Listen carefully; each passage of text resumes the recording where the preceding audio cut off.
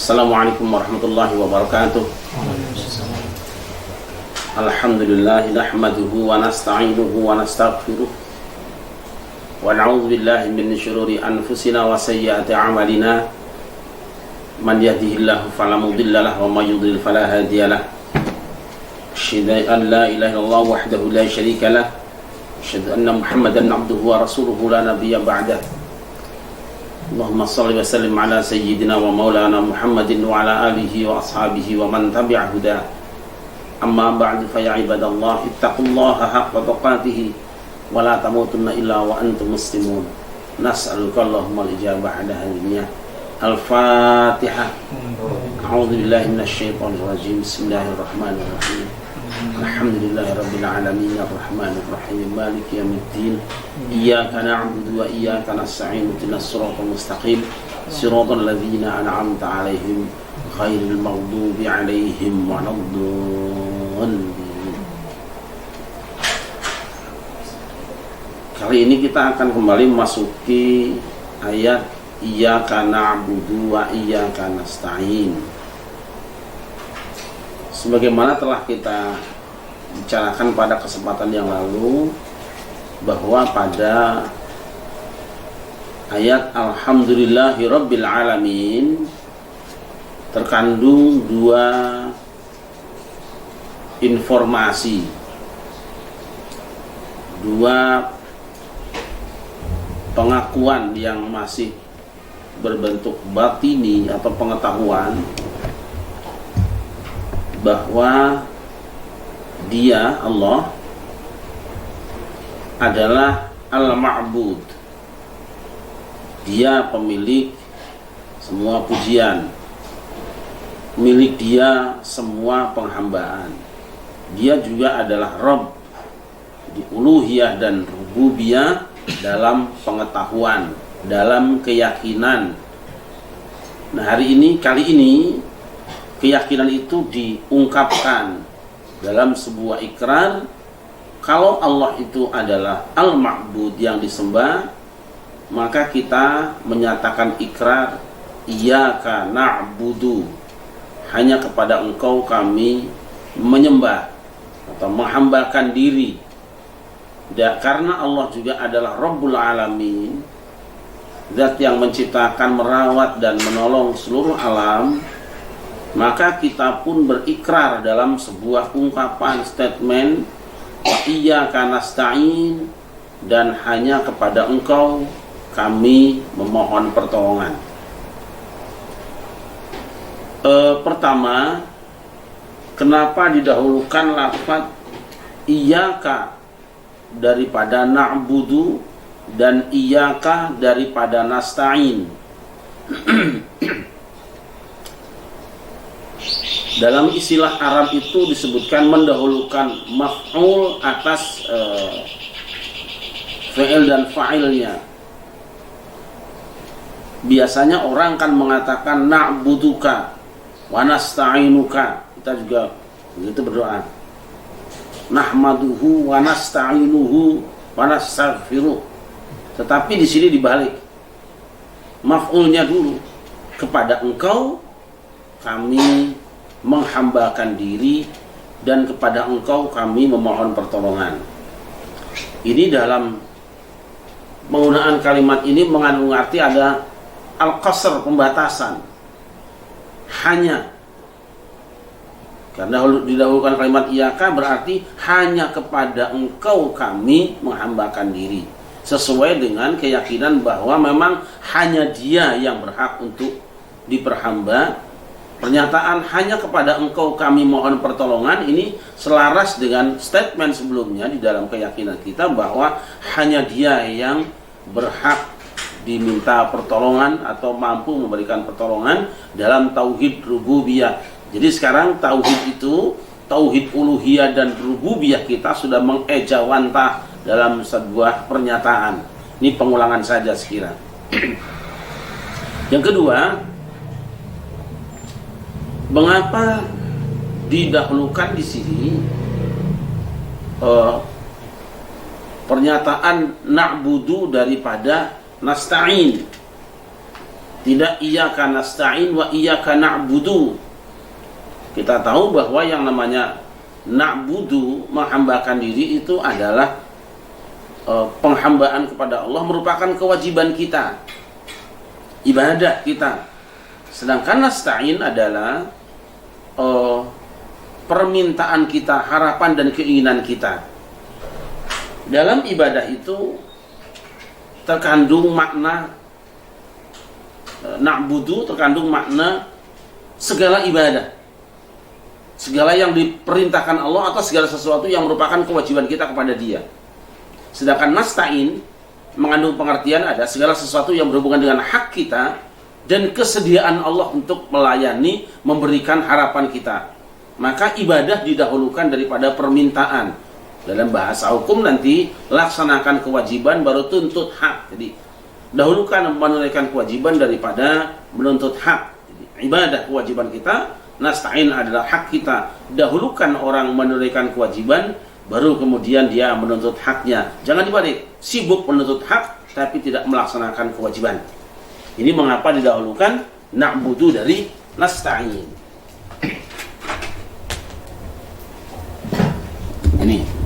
Ini adalah ibadah, ini adalah permintaan, ini adalah kewajiban, ini adalah hak. Nah, mendahulukan kewajiban atas hak. Kita tahu yang namanya hidup itu manusia hanya memiliki dua sisi ini, sisi tugas dan sisi hak. Jika ada manusia yang sudah bisa melaksanakan semua kewajibannya dan kemudian juga telah mendapatkan haknya, itulah sebenarnya manusia yang sudah merdeka. Manusia merdeka adalah manusia yang telah diberikan kebebasan untuk melaksanakan kewajibannya dan juga diberikan hak, diberikan kesempatan untuk mendapatkan apa yang menjadi haknya. Kebanyakan kita sibuk menuntut hak tapi abai dalam kewajiban. Yang benar, tunaikan kewajibanmu, nanti Allah siap memberikan apa yang menjadi hakmu.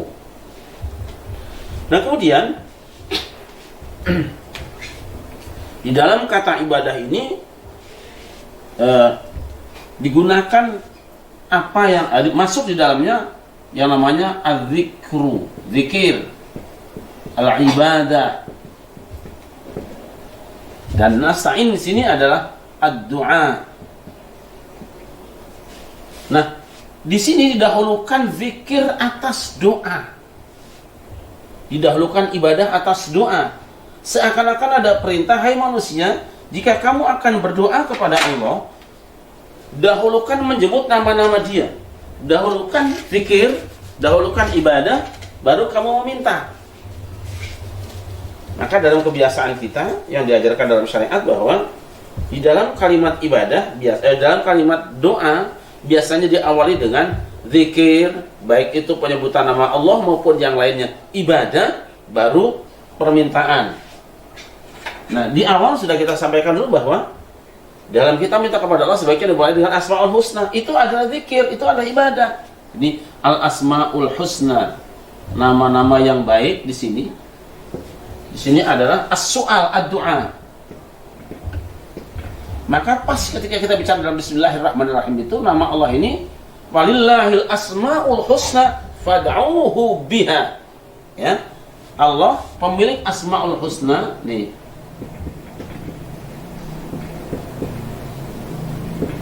Fad'uhu biha. Milik Allah nama-nama yang baik, berdoalah kamu kepada Dia, berdoalah kepada Allah biha dengan Asmaul Husna.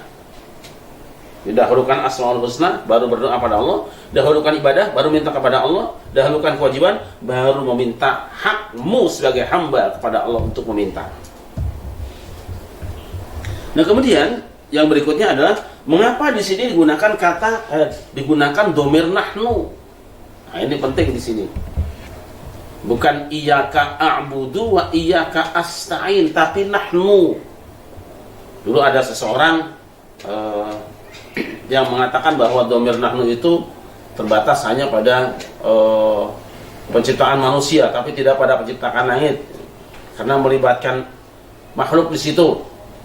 Misalnya di dalam maksudnya dalam inna nahnu nazzalna dzikra, dulu ada seorang penceramah katanya di dalam pemeliharaan Al-Quran karena melibatkan makhluk maka digunakan nahnu. Sedangkan penciptaan langit dan bumi karena Allah sendiri yang membuat maka tidak menggunakan nahnu. Ini adalah pendapat yang batil dan menyesatkan karena Allah menciptakan langit dan bumi juga laqad khalaqna, tetap Allah menggunakan dhamir. Ada nanti di YouTube seorang penceramah terkenal ya. Dulu sudah saya berikan jawabannya di Buletin Kum juga tentang kesalahan tafsir itu, pemahaman itu. Yang benar adalah kenapa digunakan dhamir nahnu? Ketika digunakan dhamir nahnu berarti yang mengatakannya itu adalah zat yang memiliki kekuasaan yang besar. Misalnya seorang raja. Seorang raja bisa mengatakan kami di depan rakyatnya, di depan orang lain. Kenapa? Karena dia mewakili rakyatnya yang diwakili oleh dia. Misalnya dalam Al-Quran, karena kalau menafsirkan Al-Quran itu yang paling aman dengan Quran dulu, dan Al-Quran sudah menyiapkan jalan keluarnya. Qala al-mala'u min qaumi Fir'auna atadharu Musa wa qaumahu liyufsidu fil ardi wa yadharuka wa alihatak. Qala sanuqattilu abna'ahum wa nastahyi nisa'ahum wa inna fawqahum qahirun. Ini di surah Al-A'raf. Qala al-mala'u qaumi fir'auna atadharu Musa wa qaumahu liyufsidu fil ardi wa yadharuka wa alihataka. Qala sanuqattilu abna'ahum wa nastahyi nisa'ahum inna fawqahum qahiruna. Perhatikan. Sekelompok orang dari kaum Fir'aun berkata, wahai Tuhan Fir'aun, adakah engkau akan membiarkan Musa dan kaumnya menciptakan kerusakan di muka bumi, maksudnya di tanah Mesir, wa yadharuka wa alihataka, dan meninggalkan engkau dan Tuhan-Tuhan yang digunakan sarana untuk menyembah engkau. Jadi patung-patungnya Fir'aun yang merupakan Tuhan-Tuhan dewan pimpinan cabang, dewan pimpinan ranting itu, karena Fir'aun itu the best Tuhan-Tuhan kecilnya itu adalah patung-patung. Karena orang tidak mungkin sujud kepada Fir'aun di istana, maka mereka sujudnya kepada patung-patung yang ada di tempat masing-masing sebagai kepanjangan tangan atau agentnya Tuhan Fir'aun itu. Adakah engkau akan biarkan Musa dan kaumnya itu menciptakan kerusakan di muka bumi dan meninggalkan engkau dan Tuhan-Tuhan engkau? Apa jawaban Fir'aun? Sanuqattilu, bukan sauqattilu.